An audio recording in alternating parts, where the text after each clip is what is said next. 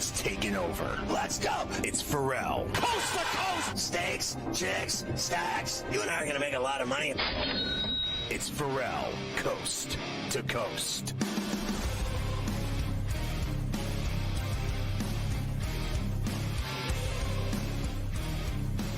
You're going to want to get the SportsGrid app on iOS or Android in the Play Store for free. It's amazing. You can watch the network on there. It's got the TV side. You can listen to the network. It's got the radio side. It's got in-game odds. It's got it all. The SportsGrid app, it's smarter to be on SportsGrid. Did you know we're streaming on X? Always, including right this very second. Just go to SportsGrid-Live and you can see us streaming on X. You can get the Ferrall Coast to Coast and Ferrall on a Bench podcast every day, Monday through Friday, both shows on Apple, iTunes, or wherever you download podcasts. Let's take a look at the lineup for tonight. It's Front Office Sports today at 6 Eastern after Coast to Coast. Then it's Game Time Decisions with the mayor of Miami, Joe Ranieri, tonight. Then at 8, it's In-Game Live with Scott Wetzel and Dave Sherapan. At 10, it's Sports Rage with Morency. And on SportsGrid Radio at 8, it's The Institution, Carver and Lisi. All of that tonight on SportsGrid TV and SportsGrid Radio. We get into hour 2, and we're still trailing out of the NBA news because they're going to start playing in the summer in Vegas before you know it. They are going to be playing in the summer in Vegas before you know it. In fact, opening day of the Vegas Summer League. Now, this is Vegas. We know they play those couple days before, the California Classic and Utah. But as far as the real deal, the Vegas Summer League, that will open on July the 10th. And the opening match of the Vegas Summer League will be Cooper Flagg and the Dallas Mavericks. And what do you know? I mean, I'm sure this was random how they did this. He'll be facing the Lakers and Bronny James in the first match of the Vegas Summer League to kick things off on July the 10th. So get your popcorn ready, Scotty. You're only a couple weeks away from that. Let's face facts. Bronny James has been developing, and he's been getting better. And he played great in some G League games for sure. I thought he didn't do much of anything in the show with the Lakers. But, he had a couple moments, fair enough. But he had really good games in the G League. And he's, let's face facts, he's way ahead of Cooper Flagg in terms of already tasting what it's like to be a pro. So this guy, Cooper Flagg's going to be doing this for 5 minutes, and then they're going to throw him out on the court in Las Vegas. Obviously, I think Cooper Flagg's going to be a hell of a player because he is. He just flat out is a hell of a player. So I think it's only going to be a matter of time before he adjusts to being a pro, but I don't think it's going to be just as simple as rolling him out and he's just taking over. I don't feel that. I think he's going to have to, earn his stripes and like everyone else does. So it'll be fun to see him, but I got to be honest with you. I think, Bronny's ahead of him. Like he's already been doing it. He's already gone up and down. He's done everything. He's played in the G, gone up, gone back down. He's done a lot already, being, in the year that he spent doing it. And then Cooper's in diapers. That's just all there is to it.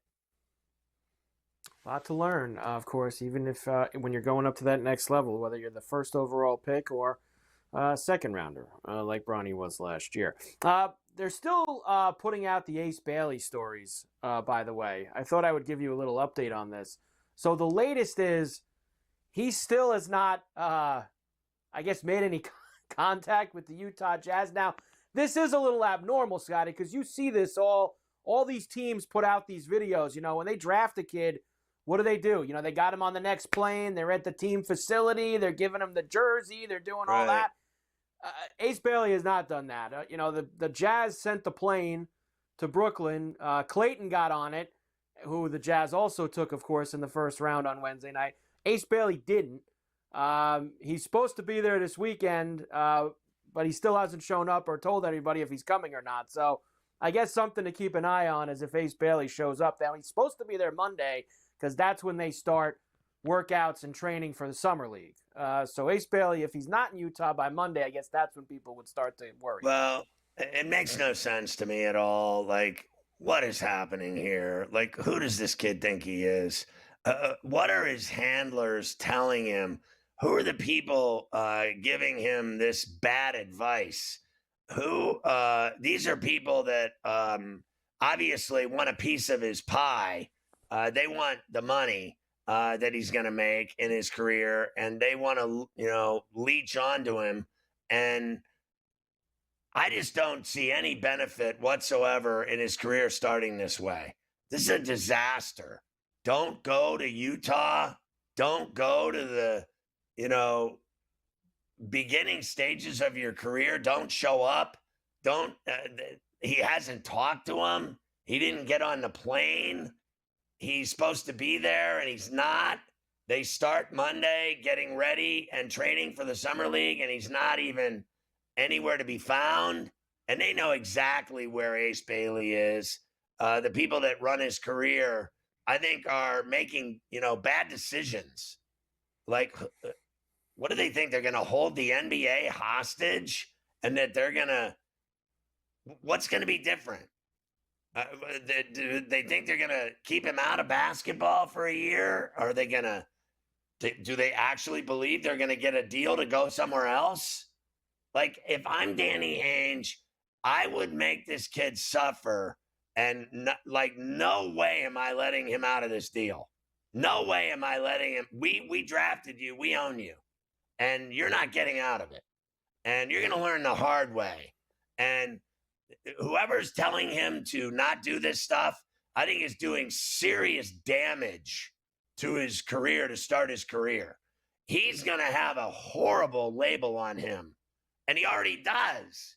He hasn't even sniffed the NBA, and he's caused problems throughout the process of the combine into this draft, into the post-draft, and not going, not answering, not calling, not doing anything, and going into hiding with his camp. I think it's the most ridiculous thing I've seen. Now, I'm not comparing it to other leagues and players. We've seen it in everything, the NFL, hockey, all the rest. I'm just talking about strictly Ace Bailey right now is, I think, doing damage to himself. And whoever's giving him this advice, they're just putting nails in the coffin. Like, who do they think they are? Like, this guy, first of all, there's no denying that he's a good player and has talent. But let's calm down here that he's LeBron James and Michael Jordan. That's what he's acting like. He's some kind of unique, special talent that's so much better than everyone else. He's just not going to have it. I don't want to play here. I don't want to play there. Well, then don't play at all. How does that sound? Like, I think they need to teach him a lesson the hard way. Like, I'm not a fan of, and never have been, and people don't like hearing this, and that's too bad. The inmates running the asylum. I'm not having it. Okay? And I guarantee you, Danny Ainge isn't having it either. That guy knows how to run NBA teams, and he's not having this bullshack from this know-it-all little punk-ass kid that played at Rutgers. Let me tell you something else about him at Rutgers. With all you're losing, bro, you don't have a leg to stand on. Like, this is talent only we're talking about now because you never won anything. It is amazing to me the way he's behaving. It really is. Or his camp or anybody else. And Danny Ainge, Danny Ainge is going to lick his chops at this because he's going to run this roost. He runs the Jazz. And he's not having this kid run his franchise. I guarantee it.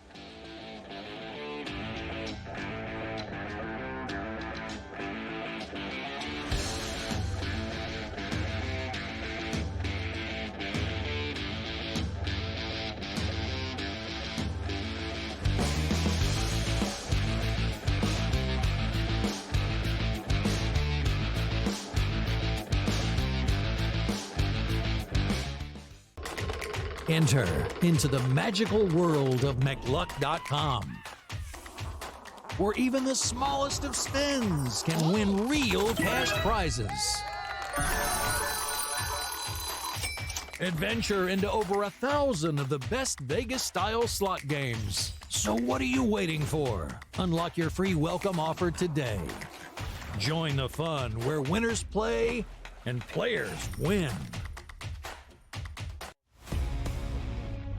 we are seeing unbelievable temperature surges over the past couple days. So I wanted to ask you this question to let the people know, like, how do we account for that in our handicapping? Like, 2 good pitchers on the mound, but you look at a place like Wrigley Field, let's just say, 20-mile-an-hour winds blowing out, 90-plus degree temperatures. Is it almost like you say to yourself, you just have to fade the environment and not worry about the pitchers? Because if we're hitting fly balls, they're going yard. Pro Baseball Today, only on SportsGrid. Their team total is 19.5 wins. I told you to go under, and it's by far the best bet I have recommended on this network in 4 years. They can't get out of their own way. And now Sloot is out for the year. Let's hope Sloot gets back, because I respect the hell out of Sloot, and I want her to go out on her own terms. Hopefully we'll have her back for the 26th season. Betting above the rim, only on SportsGrid. Kevin Durant, at the age of 36 years old, after 17 seasons that he has played in the NBA DRS, is now on his way to H-Town. I don't think it's a great move. I wanted him to go to a ready-made championship team full of a veteran roster and see if he can ring chase that way. Not to go to an organization on the come-up that if you just stay the course, and also, what better blueprint do we have than just staying the course and okay, safe, right? The Early Line, only on SportsGrid. The game is on. The stakes are high, but the action isn't just on the field. He's rearranging that ring. Get it inside! SportsGrid's in-game live. Your ultimate second screen experience. A little flyer, couple of 15.5 points live line. Every prop, every play, every day. Anything can happen. It's complete chaos. It's smarter to be on SportsGrid.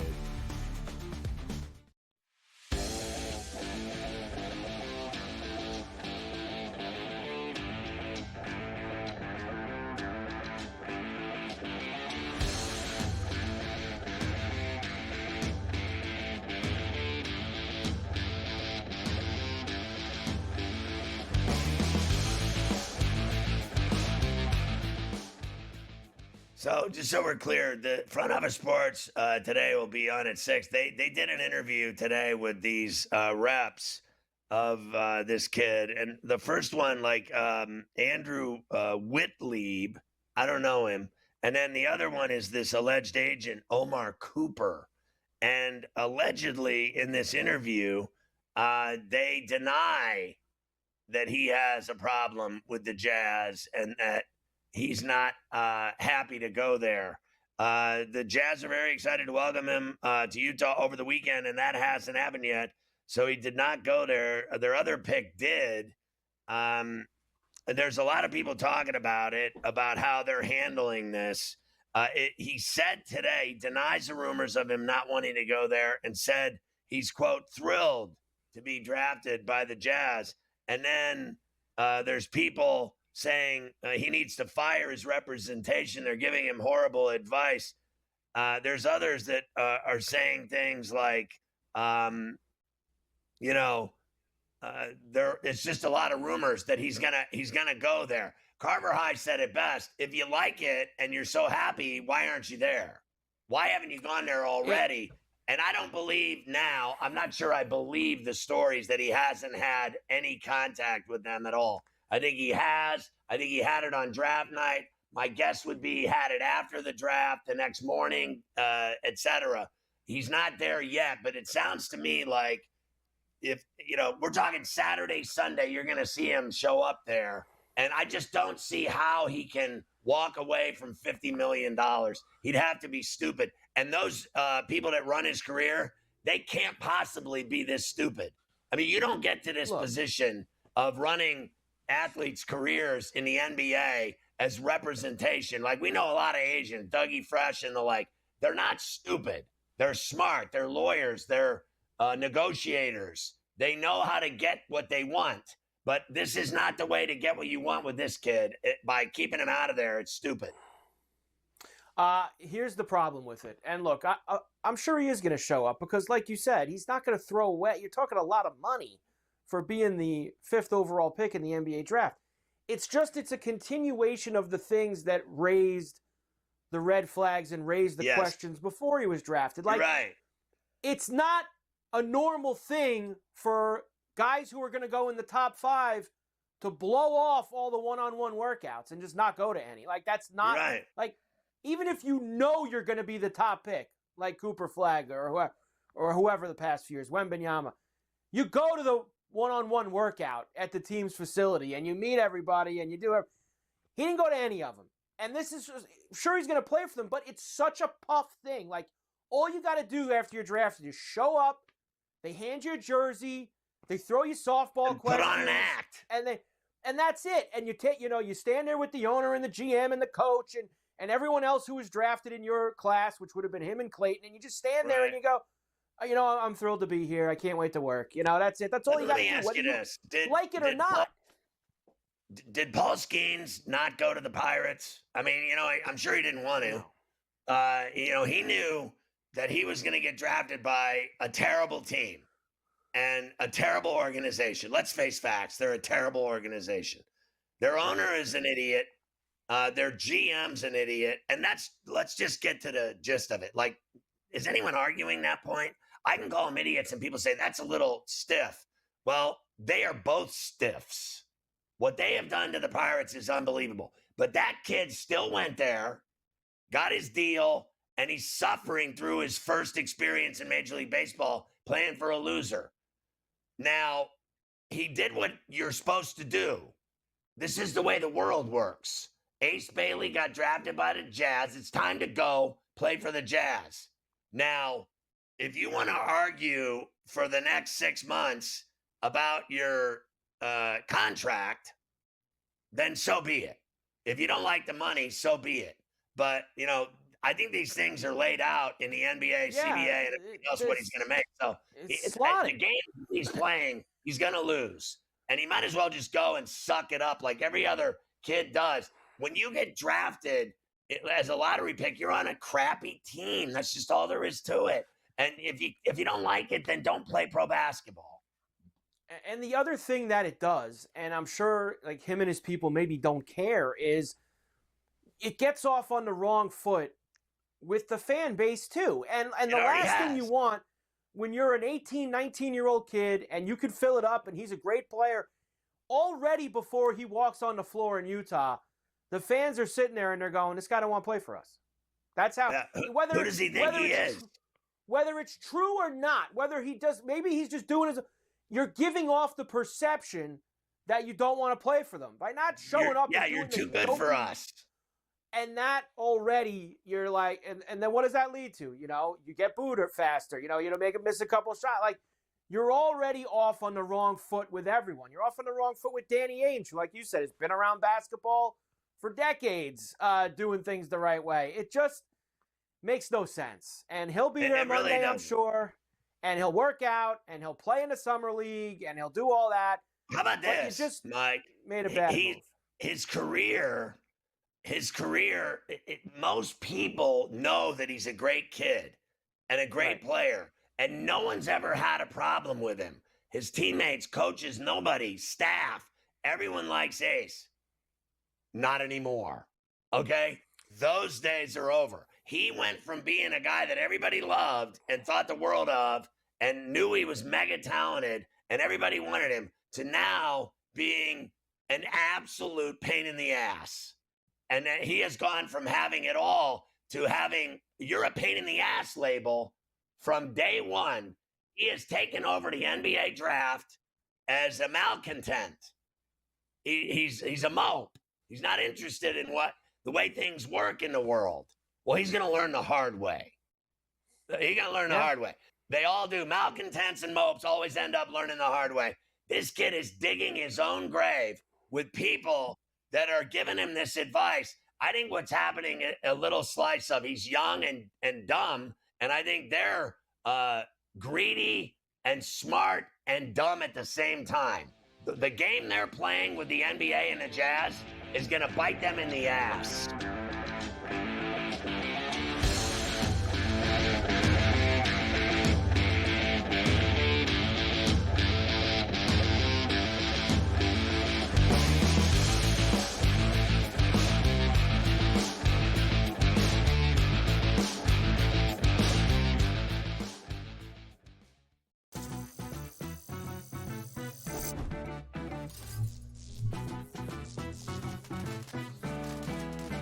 playing online blackjack and want to try upping your odds? Well, here's a tip. Cheat cards tell you statistics for whether you hit or stand on every move. If you're into stats, this could be your ticket to winning. And it is totally legal. Now, go get lucky.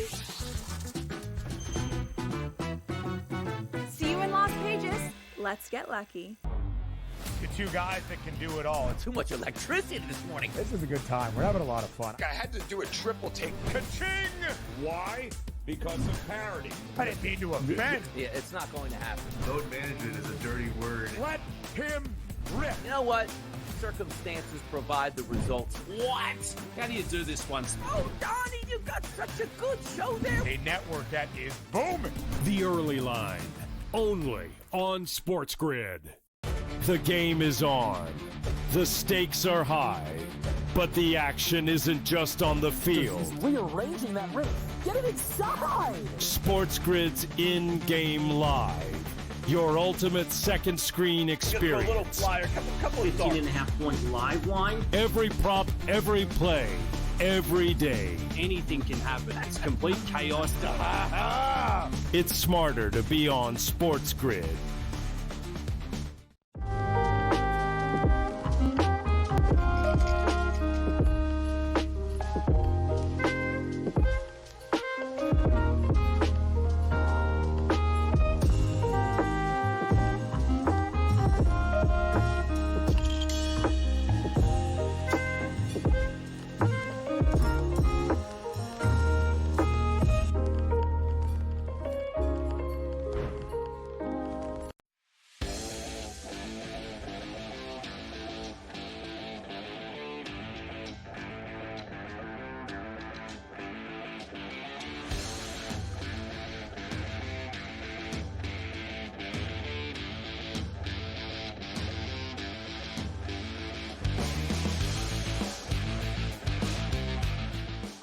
We're clear. Let me just clear this up a little bit. All right, so the GSE Worldwide President, that's the agency, is this Andrew Whitlieb, and he told Front Office Sports, which you can see Front Office Sports today on SportsGrid at 6, that he's, quote, thrilled to be going to Utah, end quote. Obviously, it's an honor to be selected in the top 5. You know, we think he can do a lot of great things out there. He certainly should get a lot of playing time, and he'll have a lot of chances to show what he can do. We think it's a great situation for him basketball-wise. Now, obviously, the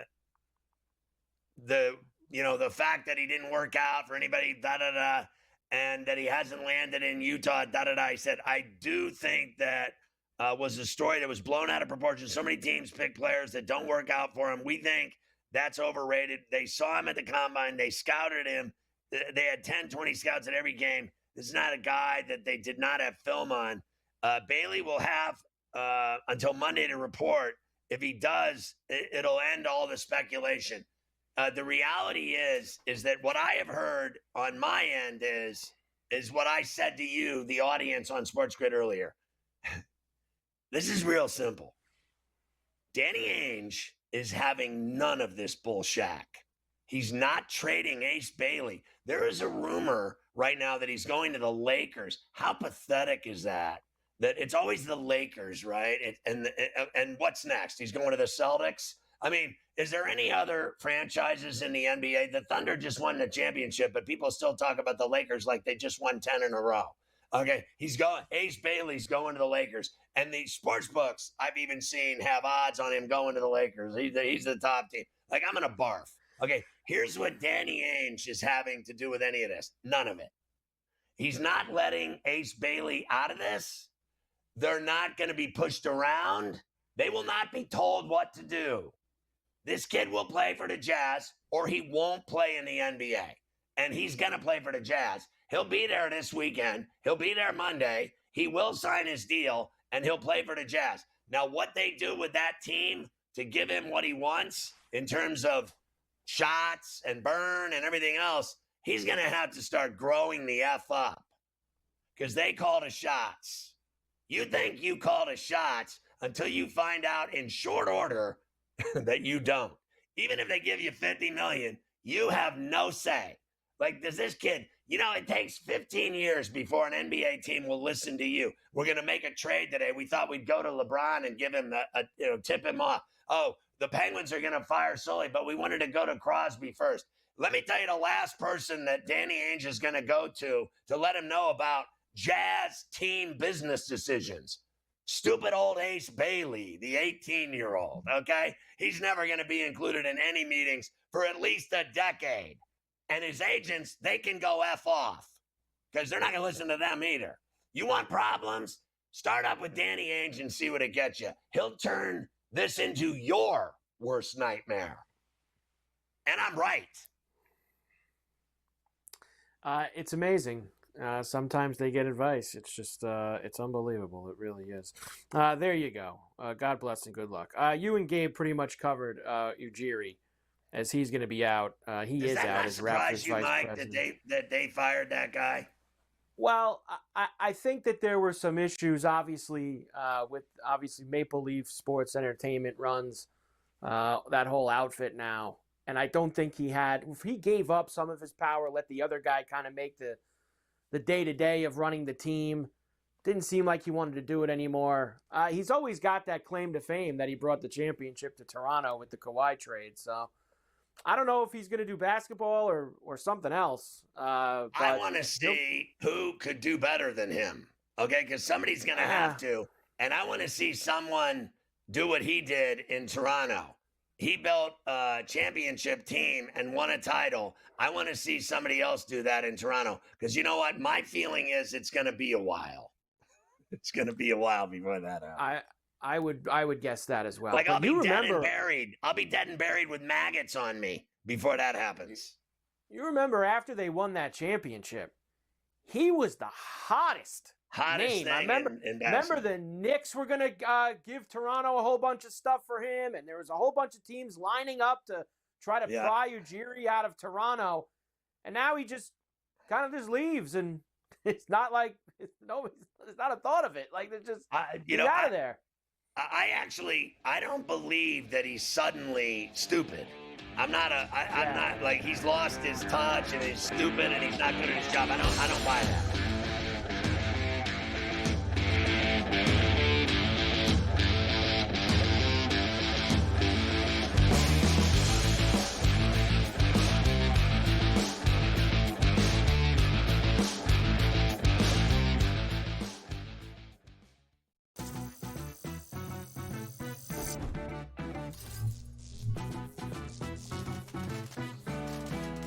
Playing online blackjack and want to try upping your odds? Well, here's a tip.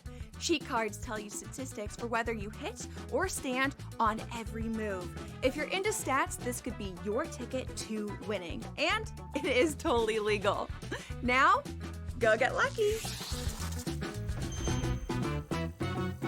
See you in Las Vegas. Let's get lucky.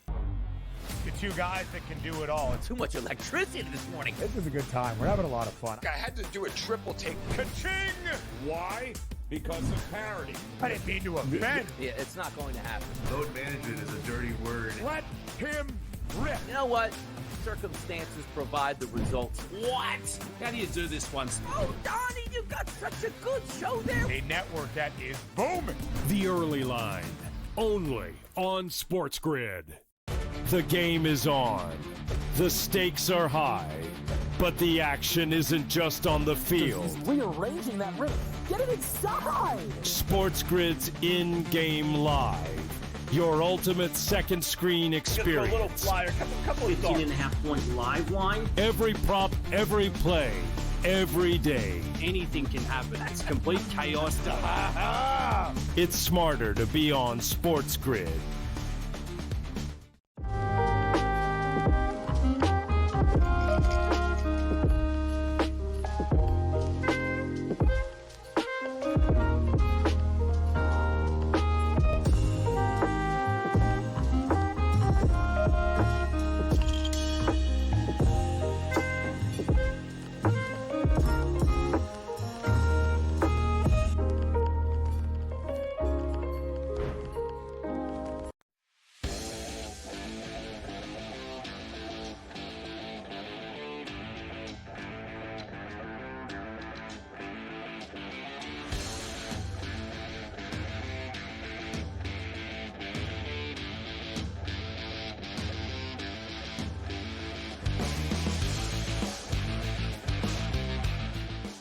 Joe Pisapia joins us from Fantasy Sports today. Always good to have Joe on. Joe, I want to ask you off the cuff about the baseball draft, because I know that they tie it into the All-Star weekend now that's going to be in Atlanta.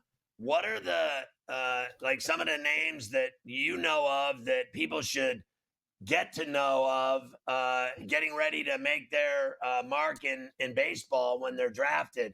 What is standing out to you at this point? Anything? Well, first of all, Ethan Holiday is one of these guys, Jackson Holiday's younger brother, who's going to be, if not one, but certainly one of the top 3 picks selected. Look, it's a really good class. Last year was the class that I was super excited about. And you could tell that it was a good class because you could see already you have Nick Kurtz, you have Cam Smith, you have Chase Burns, you have Jack Caglione. They're all from that class last year.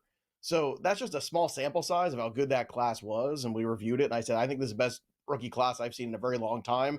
I kind of likened it to the old school, and you might appreciate this 1986 draft, which had Will Clark and Jose Canseco in it, and Bobby Bonilla and all these other guys who all became big-time major league players. So I do believe that last year was special. You don't get that every single season. Right now, they're still kind of, work through College World Series and all of that fun stuff. So that deep dive will start to begin the next week or so for some of those names. But it is good that Major League Baseball is trying to make it more of a thing.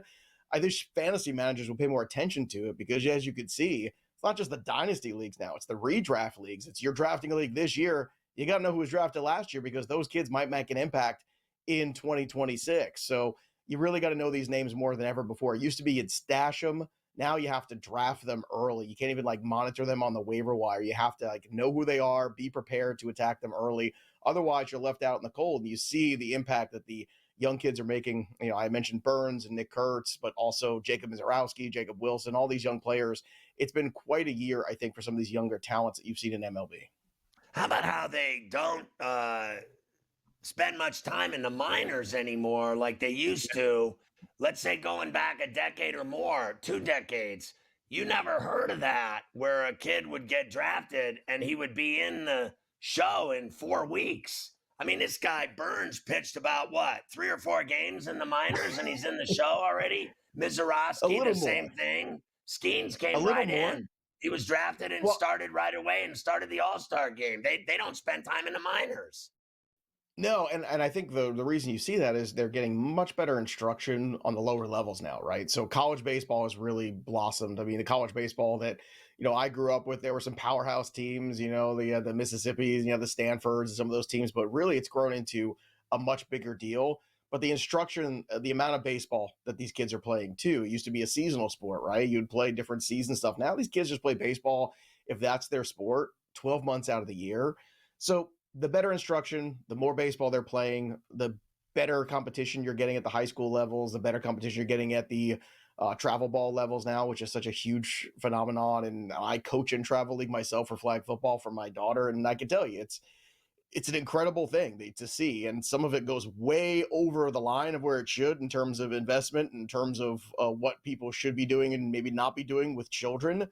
But if you're looking at why the Major League Baseball has changed so much and the less amount of time in this minor leagues that you're getting, it's a large in part due into more play, better instruction, and then much more competitive college games, because then you're getting these kids who are, as you said, Paul Skeens, ready for the show in a couple months, basically. And that trend is not going away anytime soon.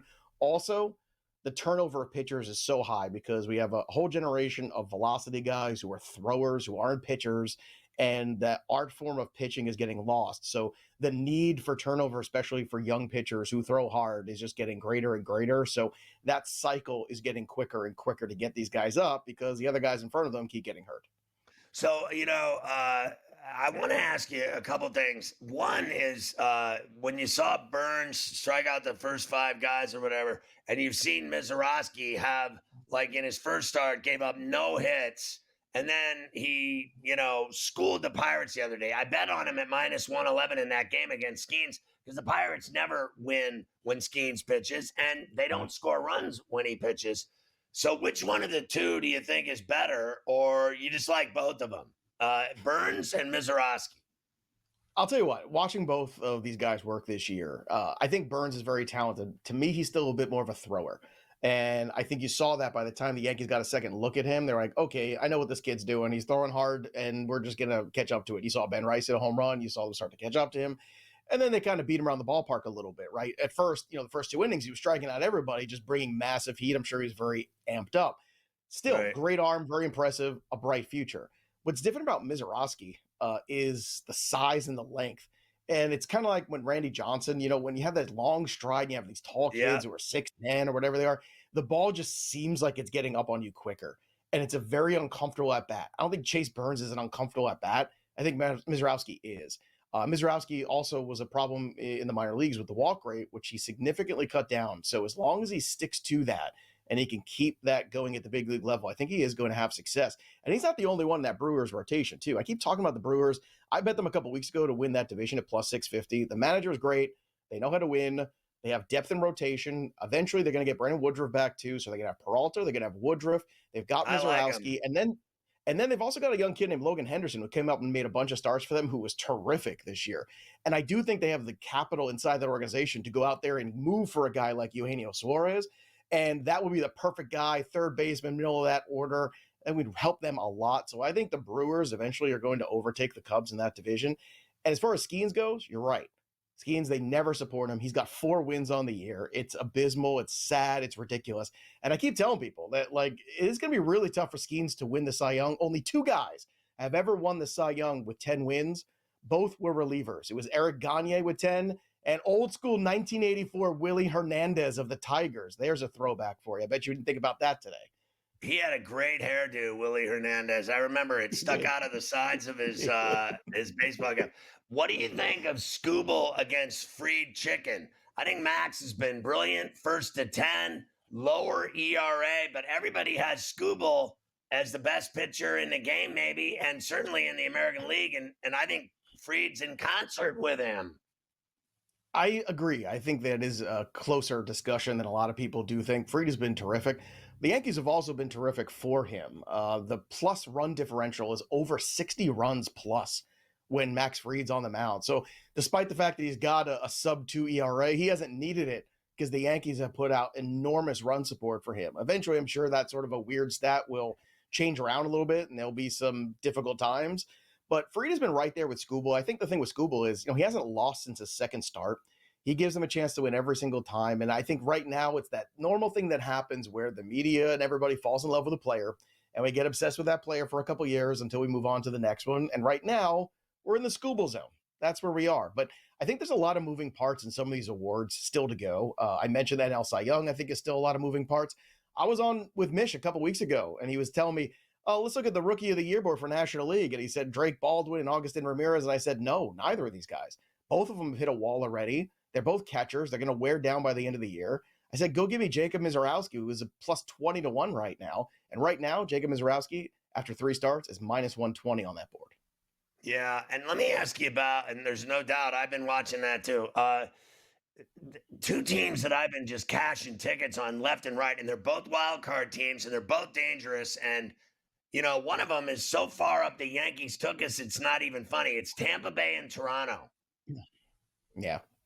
Tampa is a really interesting situation because Ryan Pepio has been terrific the last couple starts here, last 6 or so. Shane Baz really picked things up.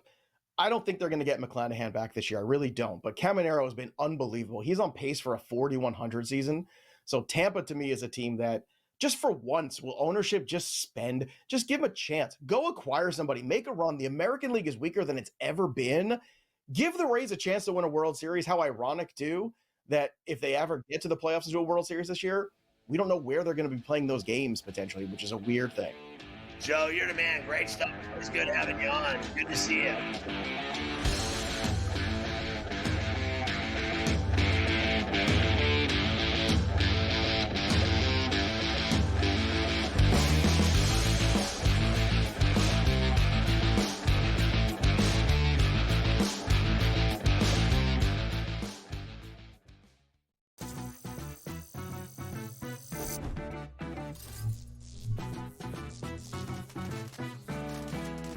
Playing online blackjack and want to try upping your odds? Well, here's a tip.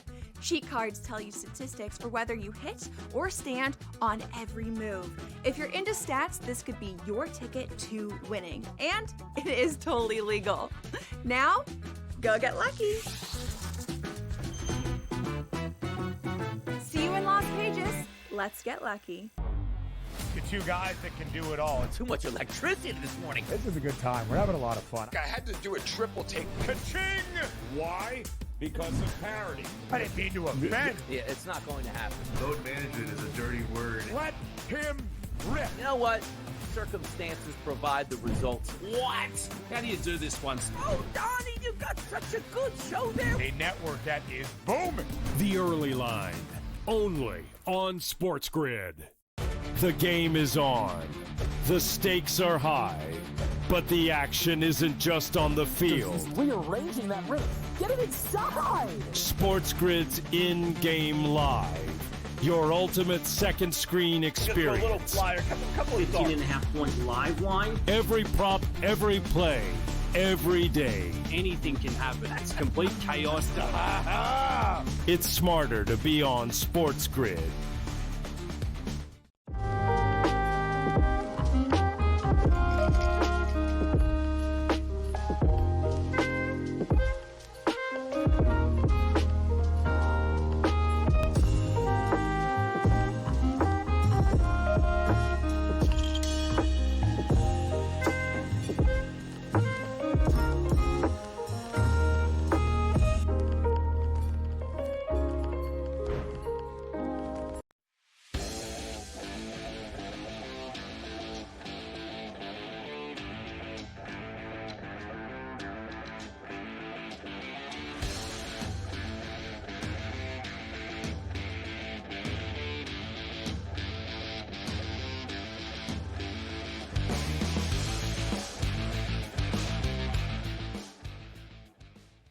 All right, Carver High, let's continue on with the baseball talk here on a pain-free Friday.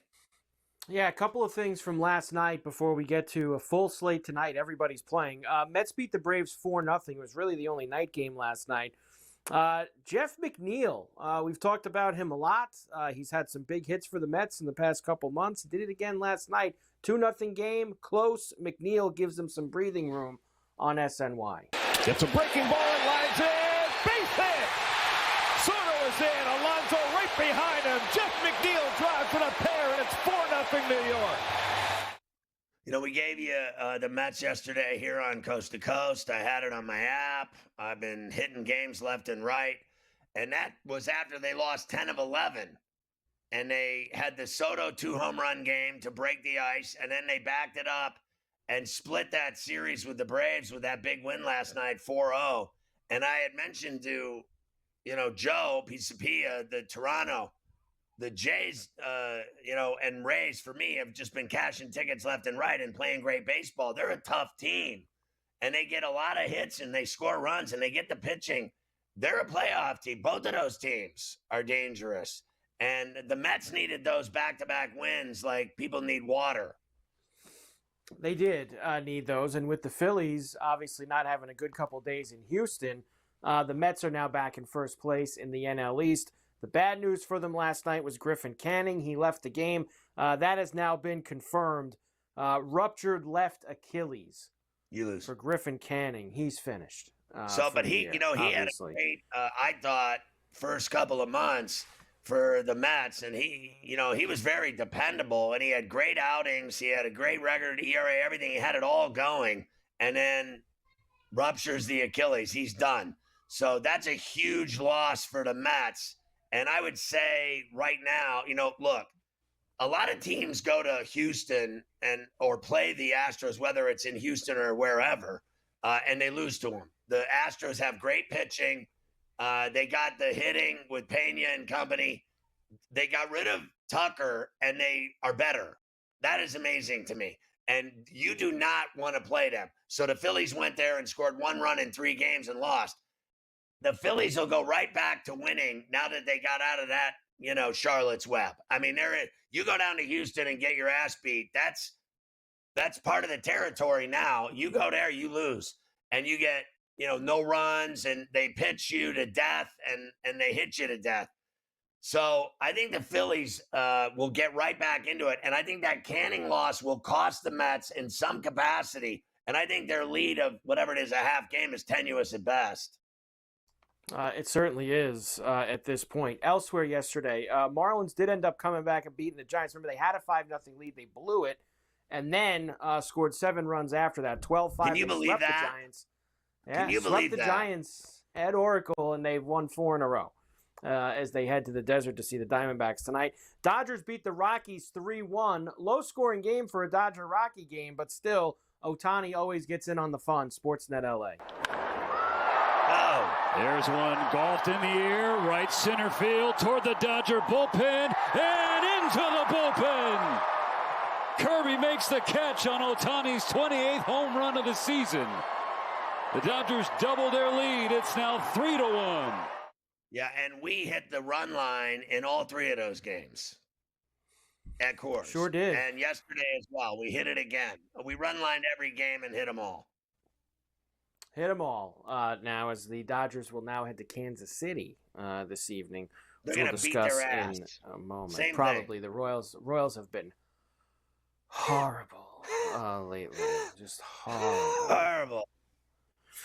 Clayton Kershaw, 6 innings, 2 hits, 1 run, 5 Ks. He's now 3 Ks shy of 3,000 for his career. The Twins and the Mariners waited 4.5 hours to start yesterday, but they eventually did, and as they got going, the Twins broke out the big stick. Trevor Larnach on Twins TV. Larnach had 2 balls and a strike, no score, and the pitch, a swing and a drive into right center field, and deep back it goes, and gone! Trevor Larnach with a 2-run home run here in the 5th inning, and the Twins have a 2-0 lead. The Larnach monster. Like the Loch Ness monster. Your Larnach boy, monster. Trevor Larnach, the monster. Some more great pitching, of course, from yesterday. We mentioned the Astros, what they did to the Phillies. Hunter Brown now has the best ERA in baseball, 1.74 in 98 innings pitched. He's got 118 strikeouts to go along with all of that handiwork. What a season for Hunter Brown. Bet on the Astros when he pitches, and you cash tickets. Oh, yeah. You certainly do. Shane Baz for Tampa yesterday, 8 innings, 3 hits, 9 Ks in that Ray win in Kansas City over the Royals. Bet so on the him Ray and pitching, you cash tickets. A bunch of guys on the Rays have been really good for the past 6 weeks. Max Fried versus Skubal. You brought this up with Joe, but quickly. Fried 10-2, Skubal 9-2. Fried 1.92, Skubal 2.29. Fried 108 innings, Skubal 102 innings. WAR, which we love charts and graphs. Fried 3.7, Skubal 3.4. ERA plus 209 for Fried, 171 for Skubal. A lot of the metrics favor Max Fried there at that point. Like, we looked at the odds yesterday of the Cy Young in the AL, and it's Max Fried chicken for me. Mm-hmm. Everybody just wants to talk about Skubal being the best pitcher, and Fried has better numbers. That's the end of the discussion right there. If this continues, first of all, he's 1st to 10. His numbers are better across the board, literally. And right now, going into the All-Star break, when that happens, the rest of the way, it's those two. And right now, for my money, into the break, it's Max Fried. And the odds are totally on Skubal, that he's the man. And the odds on Fried are long. They're terrible. So we told you yesterday to bet on Fried because you can make some serious money. I don't remember what it was, like 11-1? Something like that? I think he was just, I think it was around between 9 and 11, right around in that area is where he was sitting yesterday on the board. You gotta be kidding. The numbers are there, though, that's for sure. Speaking of the All-Star game, I'll give you an update on that when we come back.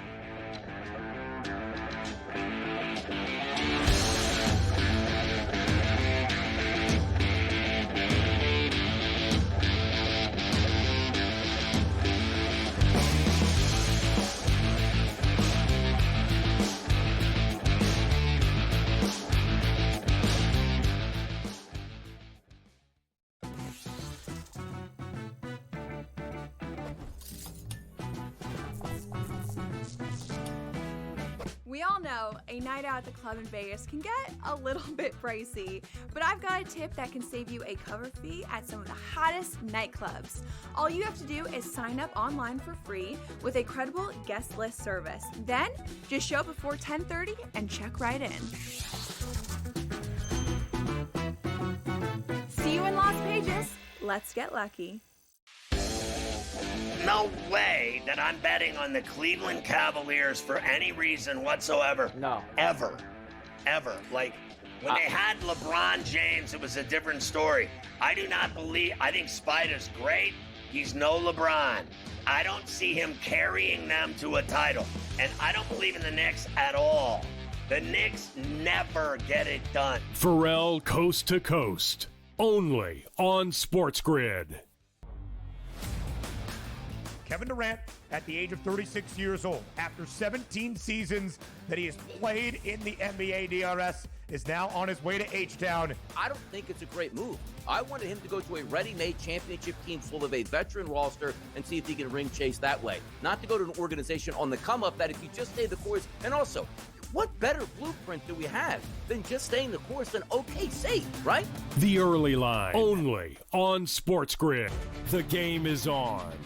The stakes are high, but the action isn't just on the field. He's rearranging that roof. Get it inside! SportsGrid's in-game live.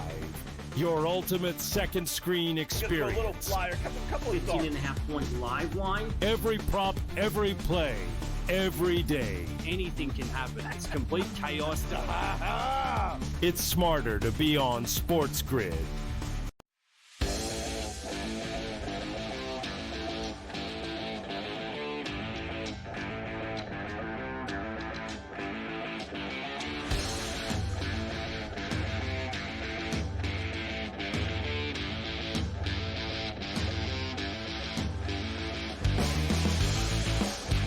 All right, Carver High, what do you got? More All-Star game news, right?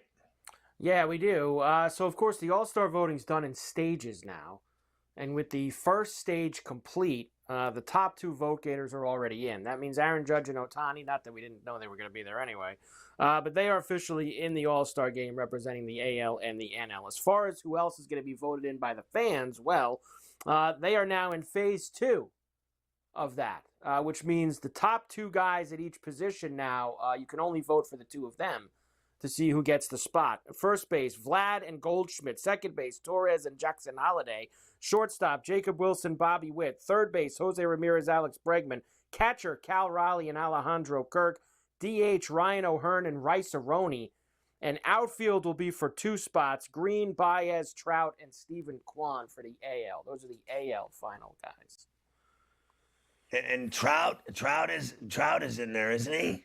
He is. So 2 of those 4 you can vote for to be in the All-Star game. So I would assume. Now, Riley and Baez had the most in the initial go-through, but everything kind of starts over. Please. Trout will be getting one of those 2 spots. Just stop. Come on. Like, I can't even have that conversation, Baez over Mike Trout. Just stop it. No. But Mike Trout's actually healthy right now. Can we get him in the All-Star game? Because when the guy plays, he rakes. He does. As far as the NL goes, the Dodgers have a chance to get a starter at every position. I think they have somebody everywhere. Freddie Freeman, Pete Alonso at first. Tommy Edman, Ketel Marte at second. Mookie Betts, Francisco Lindor at short. Max Muncy, Manny Machado at third. Will Smith, Carson Kelly at catcher. And then you see Teoscar and Pages are there as well. But PCA, Acuna Jr., Kyle Tucker, Juan Soto also, because it's 3 spots that you're available in the NL for the outfield. So if you were voting right now, and you know what PCA and you know what Tucker have done, but now Soto has put up the exact same numbers that he had with the Yankees at this time last year. Are you not putting Soto in? The most dangerous hitter in baseball. He's not getting into the All-Star game. Well, this, again, as he probably will, this is just being voted in as a starter. If I had to pick 3 of those are my only 6 choices. Right. I think it's PCA, it's Tucker, and it's Soto. honestly. Thank are the you. three guys. Now, there's Thank a name not there that I actually think is having a better year than almost everybody on that list, except he's probably even with PCA. And honestly, that's the Wood Doctor. And I know he's probably going to make it because every team gets a rep. So you know he's going to be in the game as like a reserve or whatever. But he is having an incredible He's year, incredible. James Wood for the Washington Nationals. So he should be there as well. Obviously, with the voting, the fan voting, he didn't get there. But in reality, he will be there by the time they get to Atlanta coming down the pike. Good news for the Home Run Derby. Cal Raleigh will be in it. So the guy who's got the most jacks this year. So I guess Acuna and Raleigh, we know, are in it. Yeah, I thought there was one other guy who said he was in it as well, but I can't remember that off the top of my head. But we know that Raleigh and Acuna are going to be there. I did see today that Ellie said no. They asked Ellie De La Cruz, and he said no, thank you, that he didn't want to be in the Home Run Derby. So I know he said no, Judges said no, Ohtani has said no. Those guys always say no. So there you go with that. Let me get you in these. I didn't finish these with you yesterday. These guys are so painful. I don't see why, it really is. It's gotten to the point where they're so painful to get them to do it. They should just stop doing it. Stop doing the stupid Home Run Derby if nobody wants to do it. I mean, it's really painful watching all these star players turn it down. Like, I really, if you're not in the top 10 of the homers at the All-Star break, you probably shouldn't be in the Home Run Derby. I think it should be, if you're not, those are the guys that should be in. Whoever's having the best year hitting homers. But the problem is so many guys Baseball say no, should just make them do it, Mike. I think the commissioners should make the top 12 guys or however many are in the stupid thing to begin with. I don't know how many that they let in it. Let's say hypothetically, because I don't know. Let's say it's 12. Yeah. They should just pick the 12 best home run hitters in the game. And if you don't, there's just no options. It's, you're doing it. Right. That's what they should do at that aspect. All right. We have 15 games tonight that we will get to when we come back. Huge night across baseball. Everybody's in action. Let's go.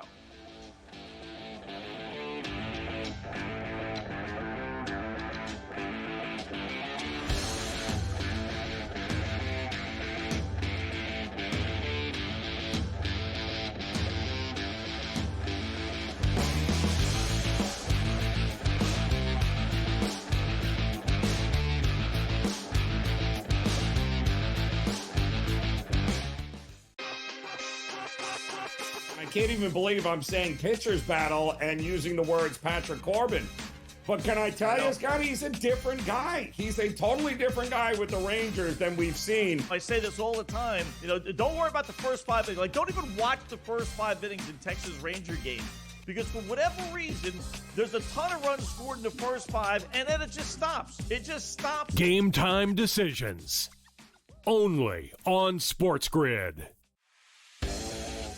No way that I'm betting on the Cleveland Cavaliers for any reason whatsoever. No. Ever. Like, when they had LeBron James, it was a different story. I think Spider's great. He's no LeBron. I don't see him carrying them to a title. And I don't believe in the Knicks at all.